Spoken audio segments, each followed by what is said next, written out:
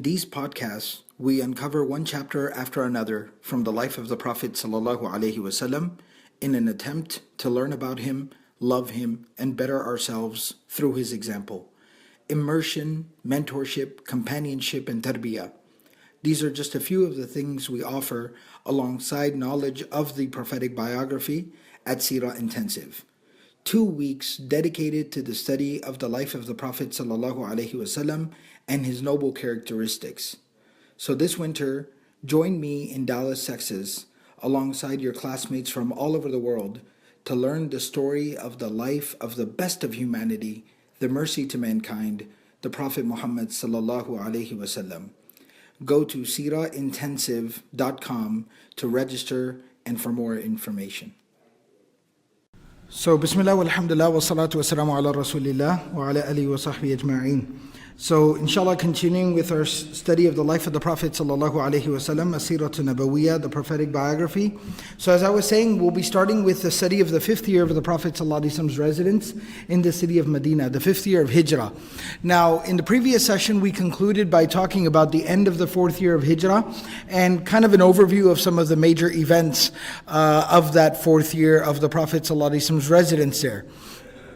So, in the beginning of the 5th year, one of the first things I'll mention here from the very get-go is that the 5th year of Hijrah is notable for the particular reason that the Prophet ﷺ only traveled once during this year. Now, if you recall from our study of the first 4 years, and it's definitely something I recommend that you go back and read or listen to the previous podcasts as well, that the Prophet ﷺ, particularly during the 2nd, 3rd, and 4th year, the Prophet ﷺ traveled outside of Medina quite a few times. But in the 5th year, it's a notable fact, Ibn Ishaq and Waqidi and many others, Ibn Kathir, they all mention the fact that فَأَقَامَ بِالْمَدِينَةِ بَقِيَّةَ سَنَتِهِ, that the Prophet ﷺ remained in the city of Medina for the majority of the 5th year of Hijrah. There's only one journey the Prophet ﷺ took in this particular year, and that was known as the campaign of Dumatul Jandal, Ghazwatu Dumatul Jandal. Now, Dumatul Jandal is the name of a particular place. This is a place that is north of the city of Medina, on the way to Bilad Sham. Basically, if you look at a modern day map of that region, so it is north of Medina, and from that particular point, you can either go northwest, and you would enter into the region that we know as modern day Jordan, or you could continue to proceed north or go a little northeast and you would proceed into Iraq. So the Prophet ﷺ traveled out in the direction of Dumatul Jandal. Now the Prophet ﷺ traveled to Dumatul Jandal in the month of Rabi'ul Awwal. So that means that the first few months of this new year, the 5th year, the Prophet ﷺ for the first couple of months remained in the city of Medina. After that, he traveled to this place called Dumatul Jandal. Now, why did the Prophet ﷺ travel? Especially considering the fact that, this is very close to the region of Ash-Sham, Bilad Sham, that region. So why did the Prophet ﷺ travel there? So the historians, Waqidi mentions actually that Jama'atun min as-Salaf, that many of the scholars of the past have noted the fact that ذُكِرَ لَهُ أَنَّ بِدُومَةِ الْجَنْدَلِ جَمْعًا كَثِيرًا, that the Prophet ﷺ was told that there was a huge group of people out at the place of Dumatul Jandal. And the interesting thing about this group of people was that it was almost like a town or a colony, or maybe a marketplace, kind of like a gathering space of like criminals and bandits. وَأَنَّهُمْ يَظْلِمُونَ مَنْ مَرَّ بِهِمْ, that they used to rob and loot and murder people as they would pass by there. So it was considered a very problematic area and something that started to become a real threat in the region. Along with that, they had a huge marketplace out there, but there was also a large contingency, like I said before, of like these bandits and crooks and criminals and thieves. And they had set their eyes on the city of Medina. وَهُمْ يُرِيدُونَ أَنْ يَدْنُوا مِنَ الْمَدِينَةِ, they had thought about picking up because they were kind of like a makeshift marketplace. So they had actually considered and started to look into the possibilities of picking up their operation and coming closer to the city of Medina. Now, why is that so problematic? Because obviously they were notorious for criminal activity and for robbing and looting and murdering people. And they realized that the city of Medina is growing. People are flocking to it from far and wide. This would make an ideal target for us. And we could end up conducting a lot of quote unquote business over there, their type of business. So the Prophet ﷺ, to let them know that the city of Medina was something that they would protect, and that they would not allow these people to bring all their criminal activity and their gang activity to the city of Medina or near the city of Medina, and thereby threaten Islam and Muslims and the peace in the city of Medina. The Prophet ﷺ gathered 1,000 Muslims. 1,000 Muslims, a very large group. And the Prophet ﷺ traveled out in that direction. He proceeded in that direction. And it said that this was at the time of the year during the summer season, so it was very hot. So what the Sahaba were doing during this time, this was very odd and kind of out of the ordinary, but they were doing it due to need and necessity. They would travel at night and then they would stop during the daytime, because it was just too difficult and too fatiguing and dehydrating to travel during the daytime as well. So it is not easy to travel at the nighttime because, again, we just take a lot of things for granted. You don't have roads, you don't have lights, you don't have any of these things. So a lot of the time, unless you're in the middle of the month where you have the full moon and that is providing some type of light at nighttime, right, some type of brightness at nighttime, you a lot of times might just end up traveling like in pitch dark. And it's not very easy. But they had a guide. The Prophet ﷺ had hired a guide to lead them who knew this region and this area very, very well. And he was from the tribe of Banu Udhra, and his name was Madhkur. They called him Madhkur. So he was a very, very expert guide who knew this entire path like the back of his hand. The narration mentions, Hadin khirritun. He was like an expert guide who could do this with his eyes closed, because that's quite literally what it was like traveling at nighttime. So the narration says that when they got close to Dumatul Jandal, this place, the guide, Madhkur, he saw that there were some animals that were grazing that belonged to Bani Tamim.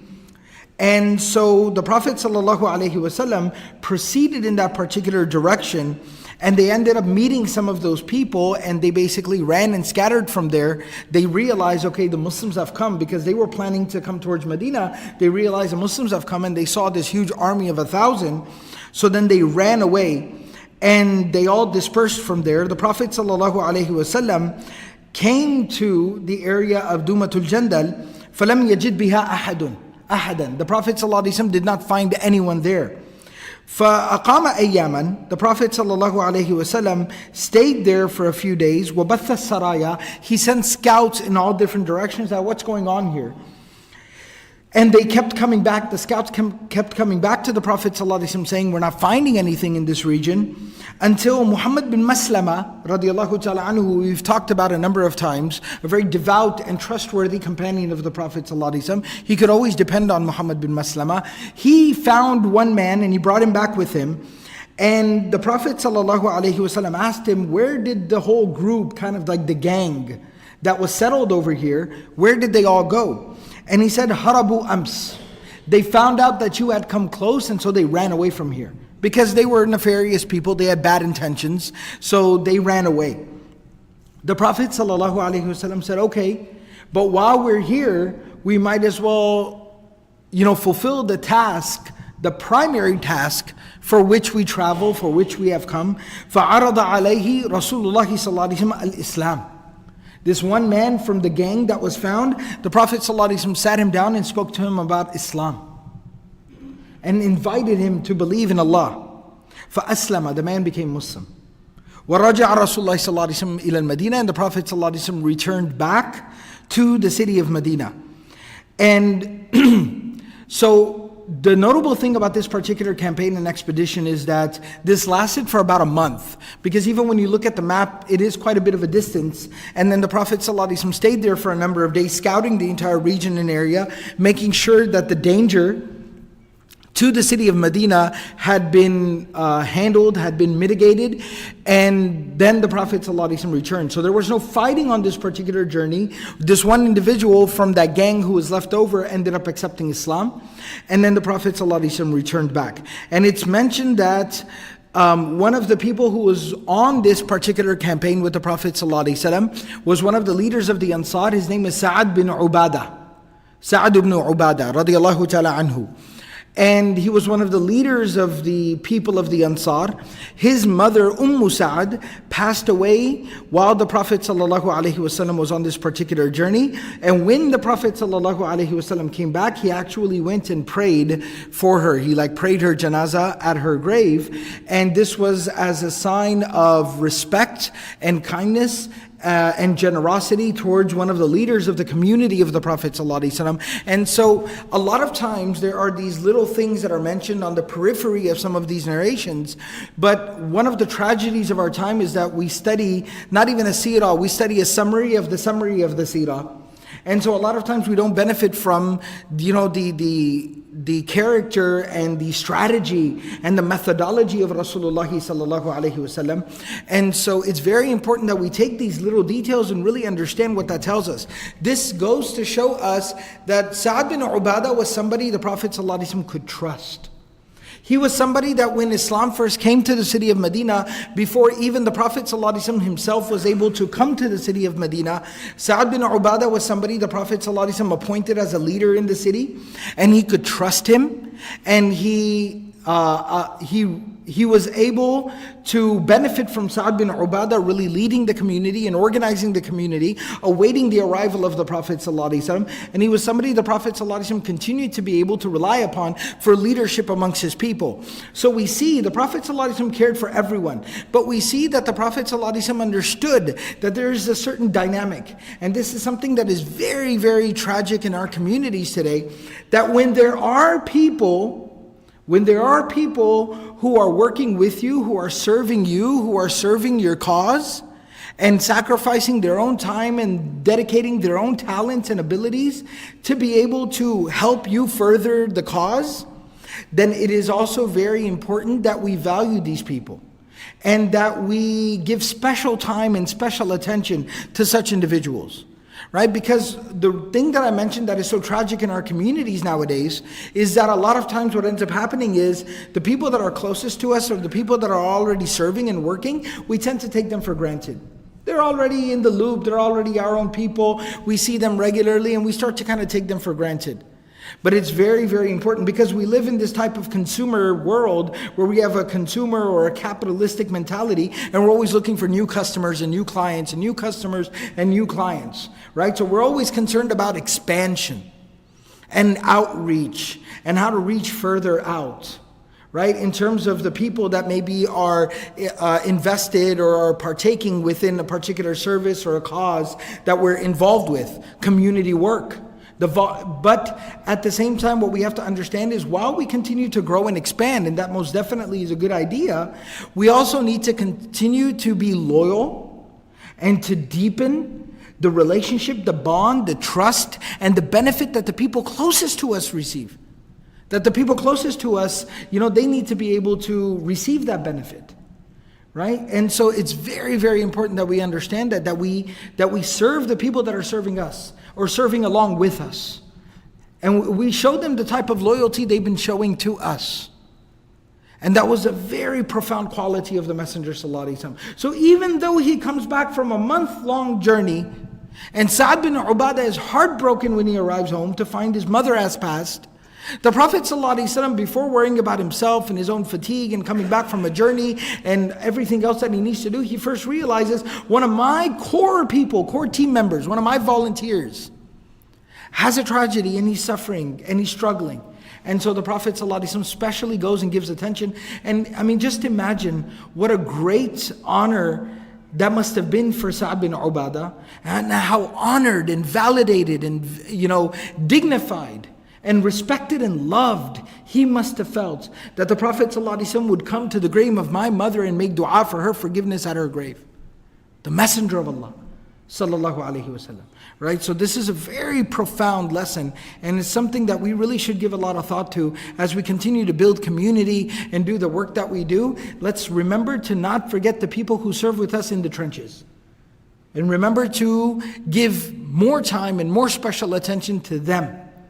And that's the quality of the Prophet sallallahu alaihi wasallam. The next major event, so as I mentioned that Ibn Ishaq and Waqidi and Ibn Kathir and Ibn Hisham and many of the scholars mentioned فَأَقَامَ بِالْمَدِينَةِ فِي الْمَدِينَةِ بَقِيَّةَ سَنَتِهِ, that the Prophet ﷺ remained in Medina was in Medina. He did not travel for the remainder of the year. Later on in the 5th year of Hijrah, quite a bit later on, in the month of Shawwal, so this is post-Ramadan, is one of the most major events of the life of the Prophet ﷺ and the Medinan period, and that is Ghazwatul Ahzab. Ghazwatul Ahzab. Al-Ahzab means the allies, or the allied army. All right, the army that was comprised of different groups, the allies. It is also referred to as Ghazwatul Khandaq. Al-Khandaq means a trench.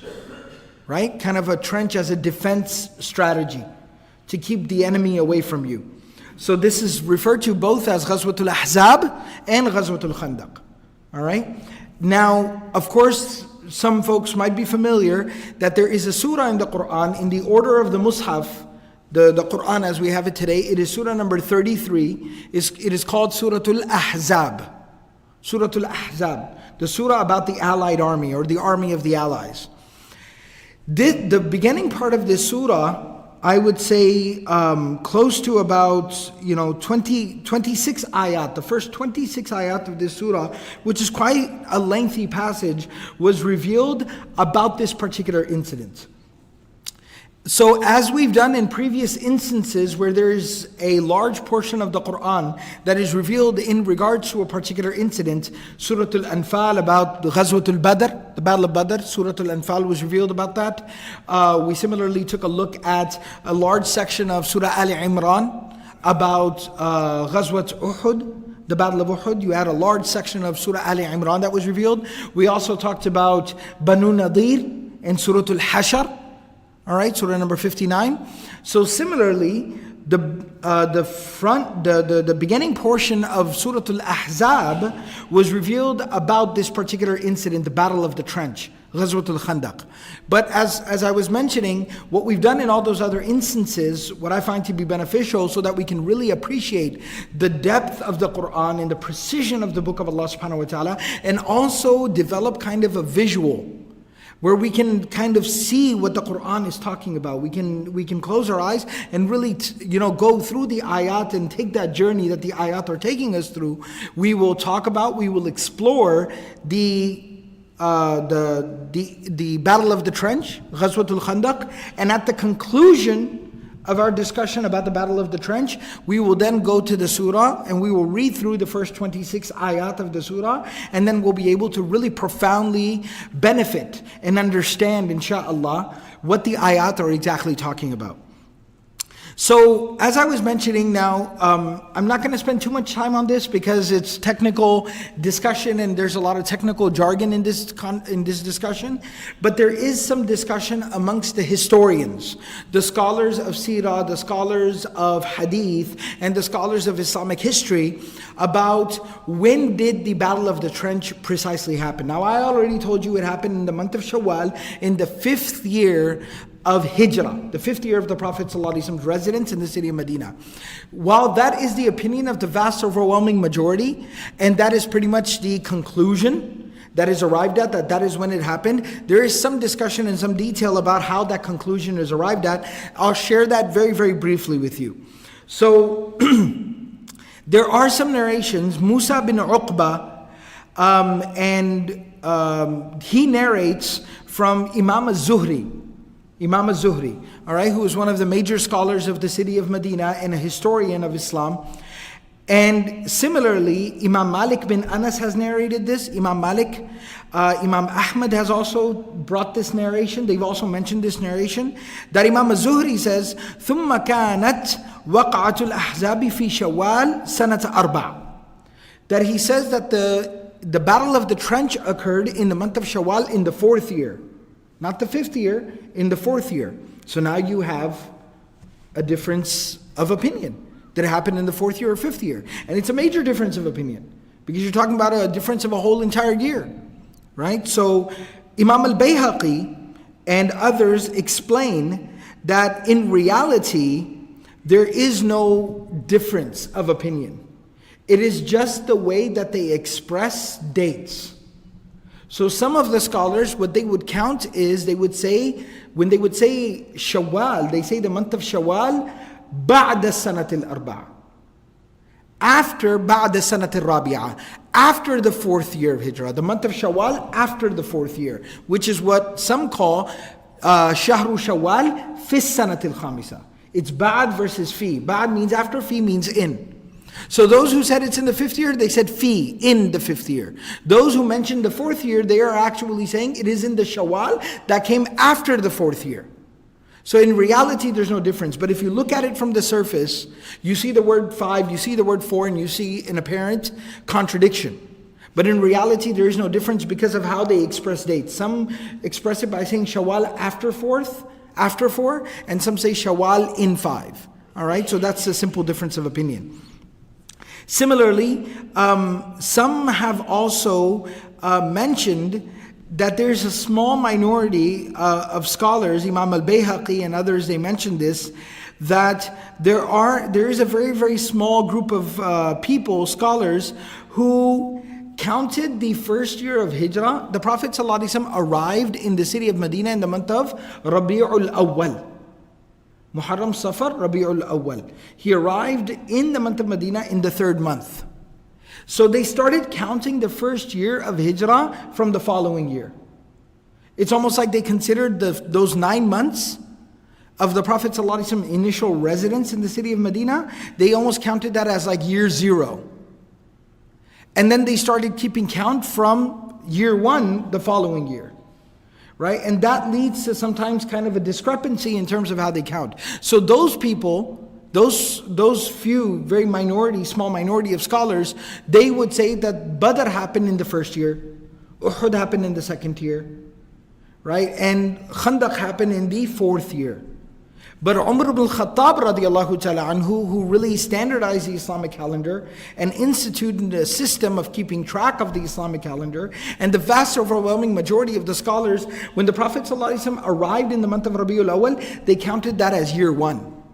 So the majority, and that is the norm, that is what we operate by, they say that Badr happened in the 2nd year, and Uhud happened in the 3rd year, and Khandaq happened in the 5th year. And not only that, but Abdullah bin Umar radiallahu ta'ala anhuma, or Imam Az-Zuhri, he very clearly mentions in more than one place that بأن الخندق كانت بعد أحد بسنتين, that the Battle of the Trench happened 2 years after the Battle of Uhud. And the Battle of Uhud was in the month of Shawwal in the 3rd year, so this obviously happened in the month of Shawwal in the 5th year. All right, so that is very clearly elaborated upon. There's a couple other things that raise just a couple of questions. One of them that we should deal with, because it is a hadith in the Sahihain. It is a hadith in Bukhari and Muslim, which holds a lot of weight from our perspective. And that is the hadith of Abdullah bin Umar radiallahu ta'ala anhuma. He says that عُرِدْتُ عَلَى رَسُولِ اللَّهِ صلى الله عليه وسلم يوم أحد وأنا ابن 14 سنة, that I was presented to the Prophet sallallahu alaihi wasallam on the day of Uhud, and I was 14 years old. فَلَمْ يُجِزْنِي, the Prophet sallallahu alaihi wasallam did not give me permission to go and fight. وَعُرِدْتُ عَلَيْهِ يَوْمَ الْخَنْدَقِ وَأَنَا ابْنُ 15, and I was presented to the Prophet ﷺ on the day of Khandaq, and I was 15 years old, فَأَجَازَنِي, and he gave me permission to fight. That again presents the same problem. Because Imam Zuhri, we just said Khandaq happened 2 years later, third and fifth year. Where he's saying I was 14 years old one year, 14 years old at the time of Uhud, 15 years old at the time of Khandaq. But again, the scholars have explained this, that this is not something very problematic. Number one, because a lot of times they did not keep very specific track of the exact day of the birthday. They would just overall kind of generally refer to about 14 years of age, about 15 years of age. That's one thing, and that's a historical fact. So it really doesn't cause any confusion. The second thing is that it's also the way Imam al-Bayhaqi and others have also said that when he was presented to the Prophet ﷺ on the day of Uhud, he was either just about to turn 14 or he had just turned 14, and thereby, even if he was just about to turn 14, he's rounding up and basically saying I was 14 years old, trying to get himself approved for the battle. And when he's saying that I was 15 on the day of, he was towards the end of, being 15 and very close to turning 16. So either way, it once again does not really cause any type of a conflict. But nevertheless, I just wanted to share this particular fact because it is mentioned by prominent scholars like Imam Malik, Imam Ahmad, and also the hadith in Bukhari and Muslim. So we've established the fact that the Battle of Khandaq, the Battle of the Trench, happened in the 5th year of Hijrah in the month of Shawwal, post-Ramadan. Now what exactly transpired? Why did the Battle of the Trench happen? So very briefly, I'll share some of the narrations here, that there was a group of Jewish leaders. There was a group of some of the Jewish leaders. Amongst them was Salam ibn Abil Huqaiq al-Nadari, Banu Nadir, one of the leaders of Banu Nadir who had been exiled from Medina due to their treachery and treason against the constitution of Medina, which we talked about previously. Number 2 was Huyay bin Akhtab al-Nadari, another leader, Huyay bin Akhtab, who was actually the one who conspired to assassinate the Prophet ﷺ from amongst Banu Nadir. So he also was a part of this, because some of these leaders, when they left the area of Medina, they went and took refuge in the place of Khaybar. So they were there now, not too far away from Medina. So they were a part of this group. Along with that, you had Kinana ibn Rabi' ibn Abil Huqaiq, Hawdha bin Qais al-Wa'ili, Abu Ammar al-Wa'ili. And so there were some leaders from Banu Nadir and some leaders from Banu Wa'il, some of the Jews that were at the place of Khaybar. So they all got together. وَهُمُ الَّذِينَ حَزَّبُوا الْأَحْزَابَ عَلَى رَسُولِ اللَّهِ صَلَّى اللَّهُ عَلَيْهِ وسلم. They're the ones who were the architects of building the army of the allies. This was their brainchild. All right, they're the ones who thought this plan out, or came up with this plan. So what they did was they first formed this delegation and they went to Mecca to meet with the Quraysh.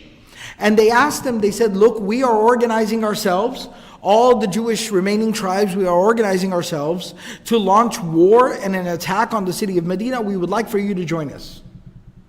And this way, for once and for all, حَتَّى نَسْتَأْصِلَهُ, we will uproot Medina. We will rip Medina out of the ground. Right? We'll be done with it once and for all. So they said, come and fight with us. So Quraysh, they inquired, they said, Ya ma'ashara Yahud, O Jewish people, you tell us, إِنَّكُمْ أَهْلُ الْكِتَابِ الْأُوَلِ وَالْعِلْمِ بِمَا أَصْبَحْنَا نَخْتَلِفُ فِيهِ نَحْنُ وَمُحَمَّدٍ. They said that you are the people of older knowledge, and you are the people of, the book, as Muhammad ﷺ claims to be. And we don't understand this at all. We have a lot of difference with Muhammad ﷺ in regards to this. أَفَدِينُنَا خَيْرٌ أَمْ دِينُهُ? Is our religion better? Because Muhammad says our religion is incorrect. Is our religion better, or is his religion better? Because you seem to have a lot in common with his religion. So is our religion better or his religion better? First you tell us. They were just kind of testing, so they didn't know whether they could trust him or not. So this Jewish delegation responds by saying, بَلْ دِينُكُمْ خَيْرٌ مِّن دِينِهِ وَأَنْتُمْ أَوْلَى بِالْحَقِّ مِنْهُ. They said, no, your religion is much better than his religion. And you are much more closer to the truth than he is. And that is when Allah subhanahu wa ta'ala revealed the ayah that we find in Surah An-Nisa, ayah number 51 and 52, where Allah subhanahu wa ta'ala says, أَلَمْ تَرَ إِلَى الَّذِينَ أُوتُوا نَصِيبًا مِنَ الْكِتَابِ. That have you not taken a look at these people who were given the book. They at least have some portion of the original book Allah revealed, not all of it, right? But they have some portion of the original book that Allah had revealed. يُؤْمِنُونَ بِالْجِبْتِ وَالطَّاغُوتِ. In spite of the fact that they have some of the sacred text or sacred book, they believe in falsehood. They believe in idols. They claim that idols are correct. وَيَقُولُونَ لِلَّذِينَ كَفَرُوا. And they say to people who have no iman whatsoever, they have no shades of the truth at all, هَؤُلَاءِ أَهْدَى مِنَ الَّذِينَ آمَنُوا سَبِيلًا. And they would dare testify and they say that you people who worship idols are much more rightly guided than the people who have iman, the people who believe in the Quran. أُولَٰئِكَ الَّذِينَ لَعَنَهُمُ اللَّهُ. And Allah subhanahu wa ta'ala said, these people, the curse of Allah is upon them. How could they say such a thing? وَمَن يَلْعَنِ اللَّهُ فَلَن تَجِدَ لَهُ نَصِيرًا. And people who the curse of Allah subhanahu wa ta'ala is upon, you will never find anyone there to help them. So after this little exchange, and they basically went out of their way and stated all types of lies and falsehood to try to gain the favor of the Quraysh in waging war against the Prophet ﷺ, the Quraysh finally agreed. And they said, okay, we will go to war with you and we will gather together. Not only that, but also this same Jewish delegation then went to Ghatfan. They went to the tribes of Ghatfan and they recruited them as well. And they told them that the Quraysh are joining us as well. So because the Quraysh was joining, the tribes of Ghatfan agreed to join the war as well. So that's what forms the armies of the army of the allies, Al-Ahzab. You had the Jews of Banu Nadir, you had the Jews of Khaybar, Banu Wa'il, you had the Jews, the Quraysh from Makkah, and the Mushrikun from the Quraysh in Makkah, and you also had the Arabs of Ghatfan. So this all came together. Quraysh was of course led by Abu Sufyan. The tribes of Ghatfan were led by Uyayna bin Hisan, one of their leaders, and Al-Harith bin Auf, and a few others. And then of course the Jewish tribes, they came together as well. And now they all started to gather together, form their army together, and march in the direction of Medina. Now when the Prophet ﷺ heard that they are proceeding towards Medina with a force, that is 10,000 strong, like a huge force of people is arriving, the Prophet ﷺ, he consulted with the Sahaba about what should we do? How should we handle this?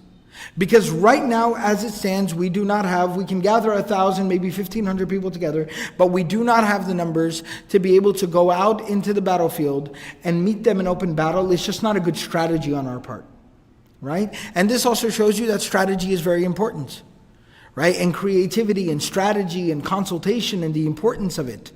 Now, I'm going to take a little bit of a tangent, if you will. I'm going to go off to the side for a second, and I'm going to remind all of us of the story of Salman al-Farisi radiyallahu ta'ala anhu, which we talked about early in the podcast. If you go all the way back, you'll find a podcast specifically on the acceptance of Islam by Salman al-Farisi. And we talked about this even prior to Revelation. And the reason that we talked about it all the way back there is that is where the scholars have also usually placed that particular discussion. And the reason for it is Salman al-Farisi was a beneficiary of a lot of the prophecies about the Prophet ﷺ prior to even his nubuwah, prior to his prophethood. And so we take that opportunity and we talk about him accepting Islam and coming to the city of Medina and then becoming Muslim and then eventually earning his freedom. But what I'll remind you is that Salman al-Farisi becomes Muslim shortly after the Prophet ﷺ arrives in the city of Medina. But he remains in slavery for the next almost 4 years. 3 to 4 years. And he misses the Battle of Badr and the Battle of Uhud because he is a slave. He's not allowed to participate and go. At which time the Prophet ﷺ tells him to buy and purchase to earn his freedom. Salman al-Farsi radiyallahu ta'ala anhu, with the help of the entire community, it's a very beautiful, touching story, is able to earn his freedom. Mukataba, he's able to purchase and earn his freedom. And he becomes a free man. After which, he says, I never left the side of the Prophet ﷺ ever again. If he was in Medina, I was with him in Medina. When he left Medina, I traveled with him outside of Medina. I was with him every single moment, every single time. So Salman al-Farsi had been Muslim now for a few years, but he was very new to the community in the sense of that he had just recently become a free man. And so the Prophet ﷺ sat down for consultation. And he said, what should we do? Because going outside of Medina, everybody amongst the Sahaba said that doesn't make any sense. But then how do we properly defend Medina against such a gigantic force? Right? That could sweep into Medina like a huge wave. So what do we do? So it is at that particular time and moment that Salman al-Farsi radiallahu ta'ala anhu, in spite of his newfound freedom and still maybe feeling like he was still kind of working his way into the community, and the Sahaba maybe didn't know him all that personally and intimately because he was a slave who had not been able to fully participate in the community. In spite of all of that, and this is again a profound lesson about not just, we talk about the character of the Prophet ﷺ and his strategy and what he did, but this is a profound lesson in the culture and the community the Prophet ﷺ had established. And it is also a huge testament to the Sahaba, the companions, radiallahu ta'ala anhum, about the type of community, the type of culture, the ethics and the morality that they had in their community. Where they did not build a community of exclusivity, they built a community of inclusivity. They were inclusive of people. It didn't matter if you became Muslim yesterday. It didn't matter if you were a slave. It didn't matter if you were an outsider. It didn't matter if you didn't even speak the language properly. It didn't matter what your status was, what your situation was, how new you were to the community, what else was going on with you. You said, La ilaha illallah Muhammadur Rasulullah, and you were a brother, you were a sister. And you had a place in that community. You had an equal voice in that community. Right? And that's something that, again, I don't like to dwell on the negative, and there are many shining examples in our community of where that is not the case, but at the same time we should deal in reality as well, that unfortunately that's something we lack to a great degree today. But that's not to worry. It's not something that cannot be remedied or cannot be fixed. That is why we study the book of Allah. That is why we study the life of the Messenger of Allah sallallahu alaihi wasallam, so that we learn, we observe, we correct ourselves, and we bring that benefit to our communities, and thereby become a benefit to all of mankind and all of humanity. Alright, so Salman al-Farsi is a very new, free man, and the Prophet ﷺ is seeking consultation, and it's a very tragic, very difficult situation. What do we do? What do we do? And Salman al-Farsi raises his hand, and the Prophet ﷺ says, yes. Na'am ya Salman. Right? What do you have to offer, O Salman? And Salman al-Farsi radiallahu ta'ala anhu recommends the digging of a trench. Right? Medina on one side was fortified by the mountains. It was protected by the mountains where they could position archers strategically and then hold off anybody trying to advance through there, because you can't just flow over a mountain completely. You'd have to come through the crevices and the mountain passes, and that part of it you can then defend. All right, you can pick people off as they're trying to come through there. You bottleneck them. But the exposed side of the city of Medina, he said, we dig a trench all along. That is fairly deep, but more importantly, wide enough to the point where people can't just leap over. It's not just like a ditch, right? It's a trench. And it's huge. So that people can't just leap over. So for people to come through there, they would have to get down into the trench. And the second they get down in the trench, then again, what do you have? You have the vantage point. Right? You have the advantage. And then again, you can basically, defend yourself from there. So it's a great strategy. And there are some narrations, Imam al-Tabari mentions this, Ibn Hisham mentions this, and Allama Suhaili in Al-Rawd al-Anf also mentions this, that this strategy of digging a trench was very new to the Arabs. And in fact, Imam al-Tabari also mentions that أول من حفر الخنادق منوشر ibn Iraj Ibn Afridun وكان في زمن موسى عليه السلام, that the first one to ever dig a trench and utilize a trench as a battle strategy and as a defense strategy was the name that I just read, this individual, and he was from the time of Musa alayhi salam.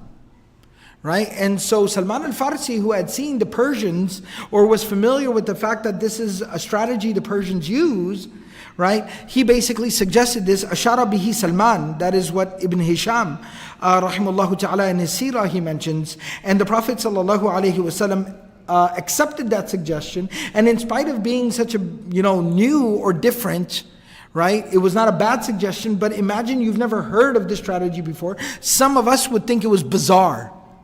Like, what is this guy even talking about? Right? But that was not, again, not the culture of the Prophet ﷺ or the Sahaba. The Prophet ﷺ accepted the suggestion, and once the Prophet ﷺ approved of the suggestion, the Sahaba had their greatest quality, and that was sami'na wa ata'na. We listened and we obeyed. Right? Once the Prophet ﷺ said it, it was done. Right? So they all fell in line, and they started digging the trench. And Ibn Ishaq mentioned something very beautiful. He says that not only did the Muslims start digging the trench, and Salman al-Farsi radiallahu ta'ala anhu also mentions in a narration that the Prophet sallallahu alaihi wasallam had told them to divide up the area, right? Like however many so feet, like after every 15 feet or 20 feet or whatever it was, that there would be a group of people that would dig in like for 20 feet, and then there was another group of people and another group of people. They were digging in teams like this, and they had divvied up the area, and they had kind of like a succession of people, over 1,000 Muslims, spread out into these groups, just digging the trench along. All right, and the Prophet ﷺ himself, Ibn Ishaq says, فَعَمِلَ فِي رَسُولِ اللَّهِ صَلَّى اللَّهُ عَلَيْهِ وَسَلَّمَ تَرْغِيبًا لِلْمُسْلِمِينَ فِي الْأَجْرِ. The Prophet ﷺ himself was digging the trench as well. Not only because the Prophet ﷺ didn't just he was not the type of leader who told people to do work. He was the type of leader who did work and led by his own example.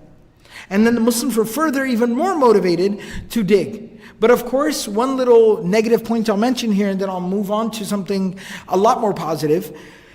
The munafiqun, the hypocrites, they, of course, were up to their old antics, right? If you remember that they didn't come participate in the Battle of Badr, they were constantly conspiring and conniving with the Jews who had tried to assassinate the Prophet ﷺ. They had come out for the Battle of Uhud and then tried to take 300 of their people and leave in hopes of trying to sabotage, the Prophet ﷺ and the army of the Muslims. They were always up to these antics. So they were still playing their old tricks and had the same old acts going on again. And a lot of them started to make excuses. Oh, I'm sick, or I'm injured, or I can't. And they were skipping out on the work. And not only that, but some of them also started to hide, so they wouldn't have to work and they wouldn't have to dig. And in Surah An-Nur, towards the end of Surah An-Nur, ayah 62 through 64, Allah subhanahu wa ta'ala speaks about them. إِنَّمَا الْمُؤْمِنُونَ الَّذِينَ آمَنُوا بِاللَّهِ وَرَسُولِهِ وَإِذَا كَانُوا مَعَهُ عَلَى أَمْرٍ جَامِعٍ لَمْ يَذْهَبُوا حَتَّى يَسْتَأْذِنُوا. That the believers are those people who believe. SubhanAllah, it's remarkable. It might sound redundant in my simple, faulty translation, but it's profound how Allah says it. That the people who truly believe are people who place their complete faith and trust in Allah and His Messenger sallallahu alaihi wasallam. And when they are with Him, in regards to a very important matter and issue, they will never leave the side of the Prophet sallallahu alaihi wasallam until they have permission. They will not move from the side of the Prophet sallallahu alaihi wasallam until they have permission. إِنَّ الَّذِينَ يَسْتَأْذِنُونَكَ أُولَٰئِكَ الَّذِينَ يُؤْمِنُونَ بِاللَّهِ وَرَسُولِهِ. The people who, even to go to the bathroom, they would take permission before leaving the task. They are the ones who truly believe in Allah and His Messenger sallallahu alaihi wasallam. فَإِذَا اسْتَأْذَنُوكَ لِبَعْضِ شَأْنِهِمْ Subhanallah, look at this part. فَإِذَا اسْتَأْذَنُوكَ لِبَعْضِ شَأْنِهِمْ فَأْذَنْ لِمَنْ شِئْتَ مِنْهُمْ وَاسْتَغْفِرْ لَهُمُ اللَّهِ. And when people devoted themselves to the Messenger of Allah like that, and displayed such devotion and dedication and commitment and consistency, Allah vouched for them. Allah subhanahu wa ta'ala tells the Prophet ﷺ that when they come and ask you for permission, maybe they have a need at home, or they have to look after their family, or they have to go check on a loved one. When they ask you for permission for something they need to do, then give them permission if you think it is appropriate, and ask Allah subhanahu wa ta'ala to forgive them.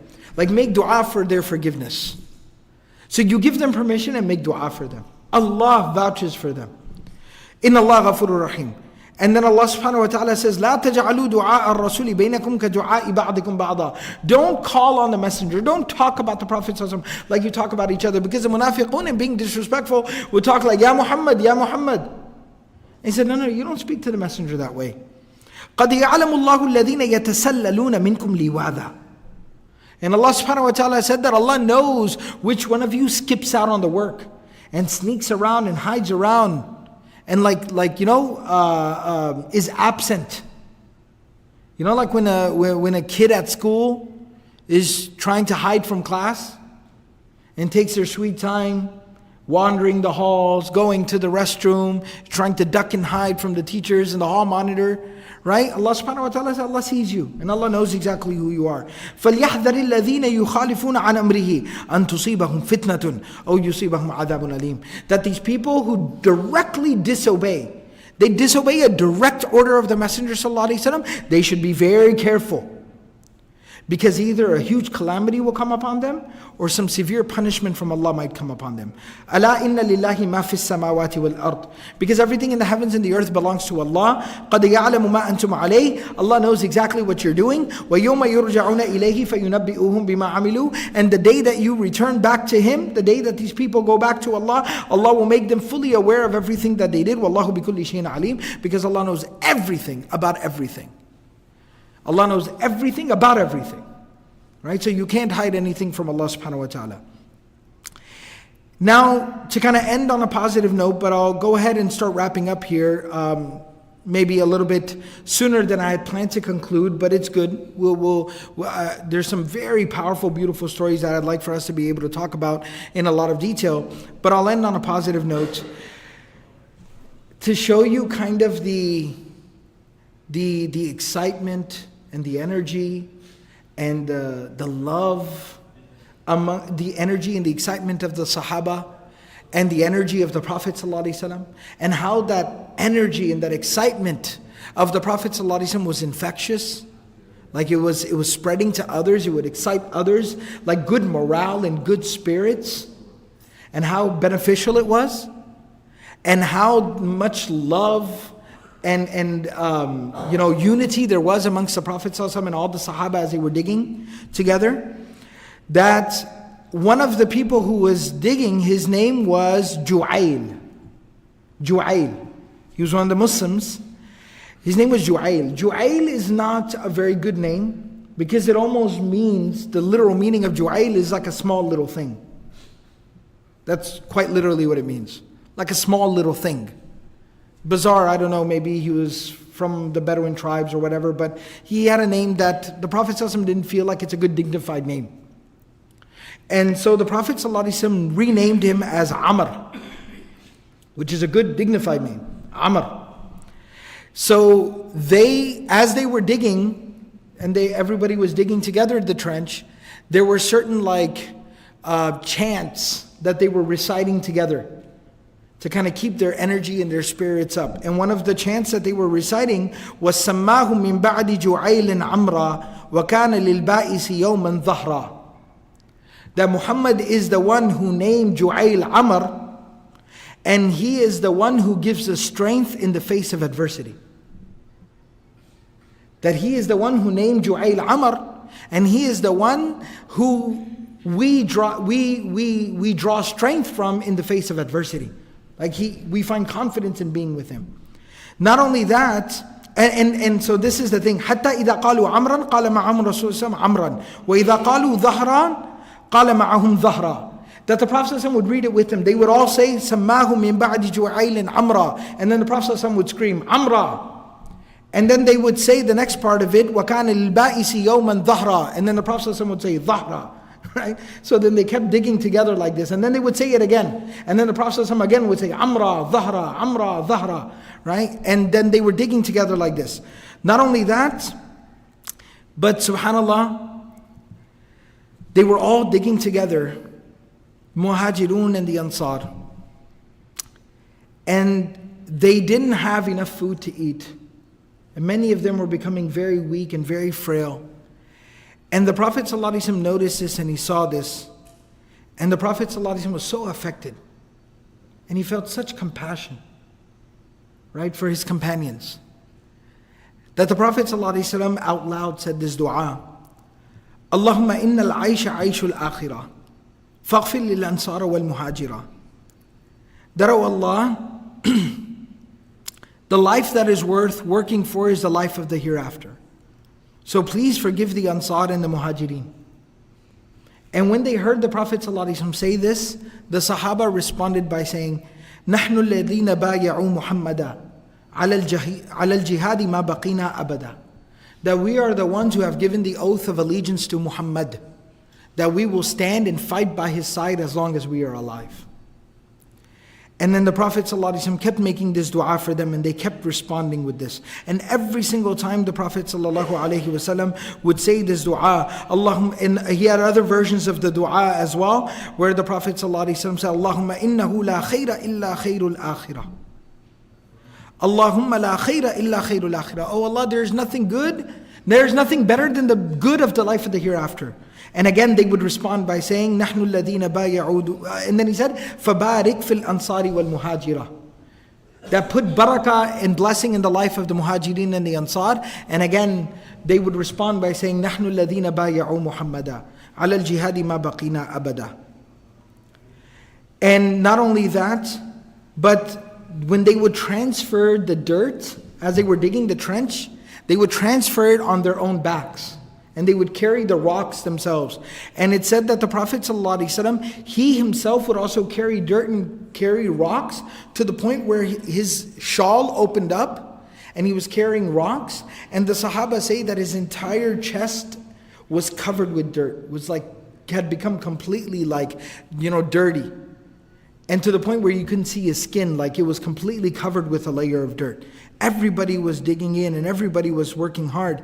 And Abdullah bin Rawaha radiallahu ta'ala anhu, and I'll conclude and end with this, and then we'll talk about some very beautiful stories, from the story of Salman al-Farsi in terms of digging of the trench, and Jabir radiallahu ta'ala anhu preparing food for the Prophet sallallahu alaihi wasallam, and the miracle that happened at that time.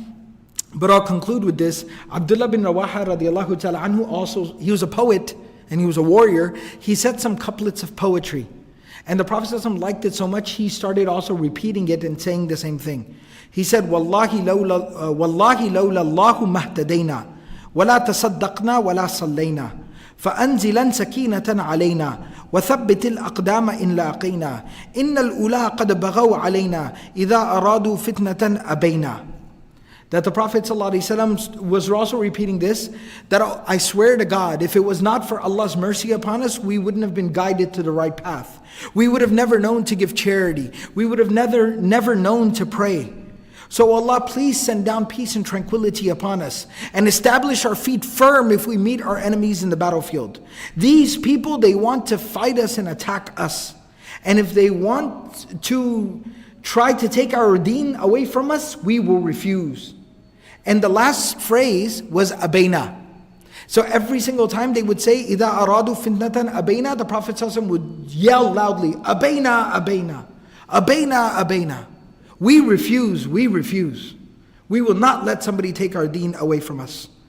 And also the Prophet ﷺ, as Salman al-Farsi radiallahu ta'ala anhu says, as the Prophet ﷺ was himself digging in the trench, whenever we ran into a spot where we could not dig, we would call the Prophet ﷺ, and he would dig for us. And he says that I swear to Allah. He says, I swear to Allah. Abu Hurairah radiallahu ta'ala anhu also says, there was this huge rock that we just couldn't crack. And we called the Prophet ﷺ, we say, Ya Rasulullah, what do we do? The Prophet ﷺ took some of his saliva and dropped it onto the rock and said, Bismillah. And he says, I swear to Allah, as soon as his saliva touched the rock, it crumbled into dust. And the Prophet ﷺ, as he was digging, he was saying, Bismillahi wa bihi hudina. وَلَوْ عَبَدْنَا غَيْرَهُ شَقِينَا يَا حَبَّذَا رَبًّا وَحَبَّ دِينًا. The Prophet ﷺ said, with the name of Allah, and by means of the name of Allah, we are guided. If we would have worshipped anyone other than Allah, we would have been lost. How amazing is our Rabb, and how amazing is our deen of Islam. And inshallah, we'll go ahead and pause here. And when we continue, we'll talk about some of the very beautiful incidents that occurred while the digging of the trench at the Battle of Ahzab. May Allah subhanahu wa ta'ala give us all the ability to practice everything that was said and heard. Subhanallah bihamdihi, subhanakallah bihamdik, nashhadu wa la ilaha illa anta, nastaghfiruka wa natubu ilayk.